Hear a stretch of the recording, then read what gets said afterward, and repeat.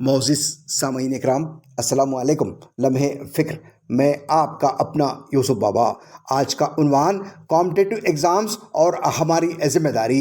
یہ ایک خوش آئندہ بات ہے کہ حالیہ دہائی میں یہ روش عام ہوتی ہے کہ جب کبھی کسی ریاستی مقابلہ جاتی امتحانات یا قومی مقابلہ جاتی امتحانات کے نتائج شائع ہوتے ہیں تو مہینوں اس نتیجے پر تذکرہ ہوتا رہتا ہے۔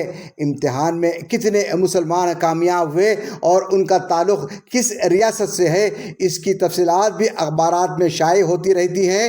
جب سے سوشل میڈیا کا زور بڑھا ہے، اس پر بھی کامیاب امیدواروں کی تصاویر گردش کرتی رہتی ہیں اور خوش قسمت امیدواروں کی تفصیلات بھی پیش کی جاتی ہے۔ اس تبصرے میں اظہار مسرت کے ساتھ ساتھ بعض حضرات اپنی فکر مندی بھی ظاہر کرتے ہیں کہ ملک میں مسلمانوں کی تعداد کے تناسب میں رزلٹ خاطر خواہ نہیں ہے، جبکہ سچائی یہ ہے کہ ریاستی یا قومی مقابلہ جاتی امتحانات کے کئی مرحلے ہیں۔ ان تمام مرحلوں سے گزر کر ہی کوئی امیدوار کامیاب امیدواروں کی فہرست میں اپنی جگہ بناتا ہے۔ خصوصی طور پر یو پی ایس سی کے نتائج پر کچھ زیادہ ہی تبصرہ ہوتا ہے، کیونکہ اس امتحان کو ملک میں غیر معمولی اہمیت حاصل ہے۔ یہ آج نہیں بلکہ انگریزی حکومت کے دور میں بھی ICS امتحان میں کامیاب ہونے والے امیدواروں کی ایک منفرد شناخت تھی، جیسے آج IAS، IPS، IFS، IRS اور پھر قومی سطح کے دیگر محکموں کے لیے منتخب کرتے ہیں۔ اسی طرح مختلف ریاستوں میں اسٹیٹ پبلک سروس کمیشن کے ذریعے انتظامی امور کے اعلیٰ عہدیداروں کا انتخاب ہوتا ہے۔ چونکہ قومی اور ریاستی مقابلہ جاتی امتحانات میں لاکھوں امیدوار شامل ہوتے ہیں، ان میں کامیاب امیدواروں کی فہرست بہت مختصر ہوتی ہے۔ سچائی تو یہ ہے کہ مسلمانوں کو کمپٹیٹو امتحان کی فکر ہی نہیں ہوتی۔ UPSC اور دیگر ریاستی پبلک سروس کمیشن کے امتحانات میں نمایاں فرق ہے کہ قومی سطح کے امتحانات کے لیے اسکولی سطح سے ذہن سازی ضروری ہوتی ہے۔ میں اپنے ذاتی تجربات کی بنیاد پر یہ کہہ سکتا ہوں کہ مسلم امیدوار مقابلہ جاتی امتحانات کے لیے بہت تاخیر سے ذہنی طور پر تیار ہوتے ہیں۔ ان میں اکثر یہ کہتے ہیں، اللہ نے چاہا تو کامیاب ہو جائیں گے۔ بے شک ہر کامیابی میں اللہ کی مرضی شامل ہوتی ہے۔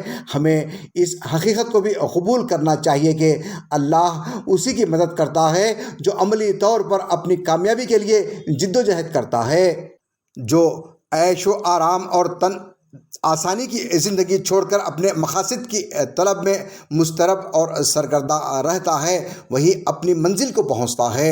ہمیں ضرورت اس بات کی ہے کہ مسلم معاشرے میں کمپٹیٹو امتحانات کے لیے ماحول سازی کی مہم چلائی جانی چاہیے۔ اپنے اطراف کے ماحول میں ایسے ذہین طلباء کی تلاش کی جانی چاہیے جنہیں کسی وجہ سے آگے بڑھنے کی سہولت میسر نہیں، یا پھر وہ چاہتے ہوئے بھی مقابلہ جاتی امتحانات میں شامل ہونے سے قاصر ہے۔ ایسے ذہین طلباء کی شناخت کریں اور اجتماعی تعاون فراہم کریں تاکہ وہ اپنی صلاحیت کا بھرپور مظاہرہ کر سکیں۔ بالخصوص معاشرے کے تعلیم یافتہ اور دولت مند افراد کی ذمہ داری ہے کہ وہ معاشرے میں معیاری تعلیم کا رجحان پیدا کریں، عصری تقاضوں کے مد نظر نئی نسل کی رہنمائی کریں۔ مسلم اقلیت طلباء کی یہ خوشبختی ہے کہ UPSC کے ٹاپر جناب عامر سبحانی صاحب ایڈیشنل چیف سیکرٹری کی نگرانی میں حج بہن بہار کے علاوہ ملک کے کئی ریاستوں میں مفت کوچنگ اور کاؤنسلنگ کا اہتمام کرتی ہے۔ بالخصوص زکوٰۃ foundation of India Delhi Jamia Hamdard study circle کی کوشش بھی قابل تحسین ہے۔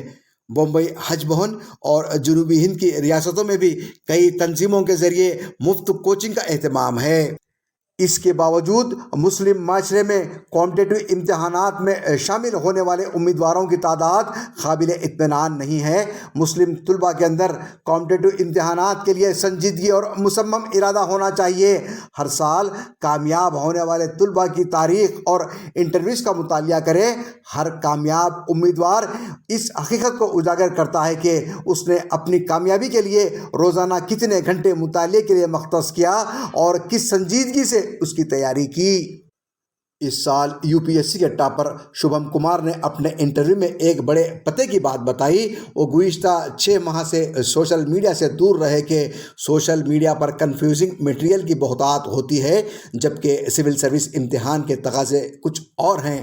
اس لیے اپنے معاشرے میں معیاری تعلیم کو فروغ دینے اور مقابلہ جاتی امتحانات کے تقاضوں کو پورا کرنے کی کوشش کو ترجیحات میں شامل کرنا لازمی ہے، اور کسی طرح کی منفی فکر و گمراہی سے دور رہنے کی اشد ضرورت ہے۔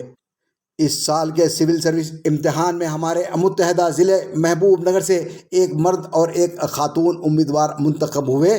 لمحے فکر کی ٹیم کی جانب سے ان تمام کامیاب امیدواروں کو مبارکباد پیش کی جاتی ہے۔